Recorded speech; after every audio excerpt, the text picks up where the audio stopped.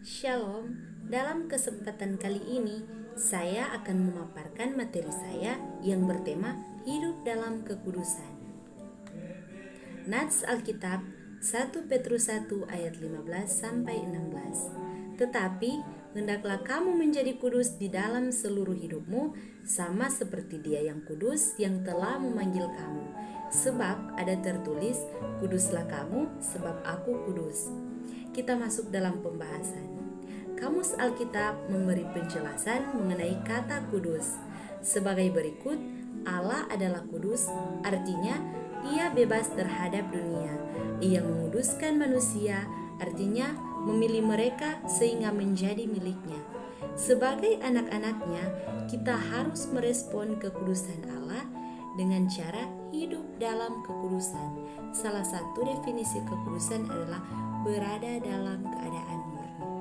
Dalam bahasa Ibrani, kudus adalah kados, artinya naik lebih tinggi.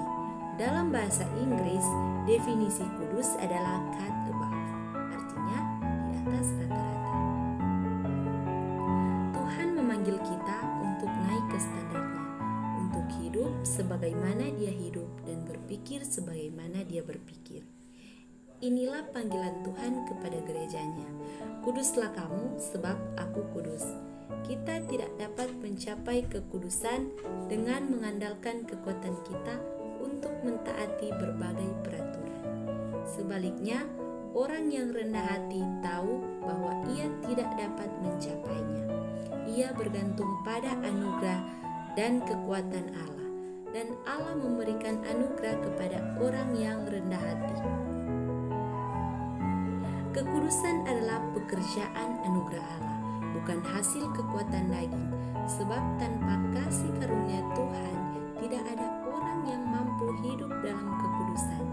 Ann Arbor dalam bukunya Ladies Conferring Holiness berkata, kekudusan merupakan objek dari penciptaan baru kita. Kita dilahirkan kembali supaya kita dapat bertumbuh dalam keserupaan dengan Kristus. Kekudusan adalah tanda realitas iman dan pertobatan seseorang, serta penerimaan orang itu pada tujuan akhir Allah. Akhir kekudusan merupakan substansi kebahagiaan sejati. Orang yang mengejar kebahagiaan palsu akan kehilangan kekudusan, dan orang yang mengejar kekudusan akan memperoleh kebahagiaan sejati dalam Kristus tanpa memintanya. Apakah hidup kudus itu? Hidup kudus bukan sekedar dalam pengertian moral saja, yakni tidak melakukan hal-hal yang asusila, juga bukan dalam pengertian terlihat seperti orang-orang Farisi yang tampak saleh,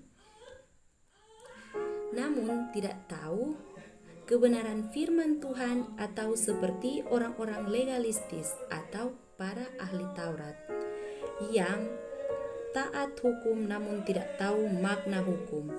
Hidup kudus adalah hidup yang memiliki hati dan pikiran Kristus. Artinya, kita harus sungguh-sungguh menyadari bahwa hidup kita tidak saja di dalam dunia ini dan juga tidak berdiri sendiri, tetapi mutlak bergantung pada Allah yang Maha Kuasa. Kita harus percaya bahwa ada tangan yang tidak kelihatan, yakni tangan Allah Bapa yang Maha Kuasa di dalam hidup kita. Dengan demikian, kita menjalani hidup dengan takut akan Tuhan. Tuhan selalu melihat kehidupan kita dan segala sesuatu yang kita lakukan diketahuinya. Itulah sebabnya kita tidak dapat hidup sembarangan. Kita harus hidup yang kudus. Itulah hasil saya. Maaf kalau ada yang kurang berkenan dan tidak jelas. Saya ucapkan banyak-banyak terima kasih.